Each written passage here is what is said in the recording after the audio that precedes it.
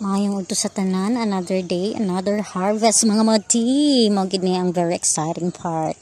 Kadaanin ako diri sa garden mga madi. Bisan pag inaani nga akong sudaan permi mga madi, dili gyud ko sumhan. Mao gid ni bot pasabot mga madi nga tigulang na si Inday Fe. Kay dili ni siya sumhan og gulay.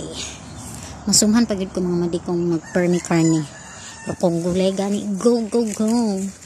Uy, gana kaya siya mga madi. Oh, permi gid ta mag-harvest every day. Thank you kaayo ani. Wow wow wow. 40 ka. Thank you Lord.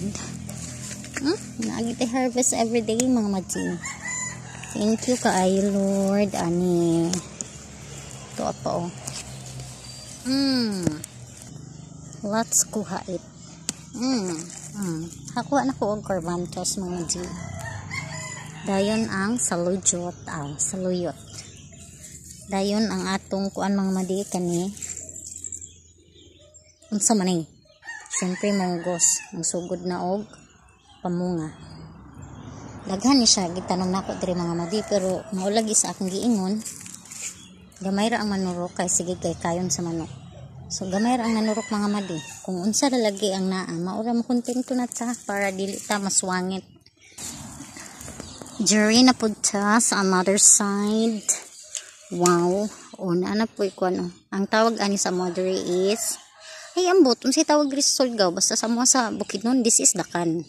Dakan. Permita na i-harvest everyday mga madi.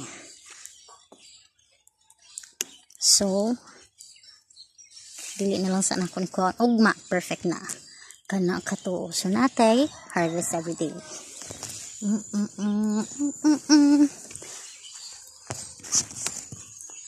Thank you kay Lord. Thank you so much. Thank you.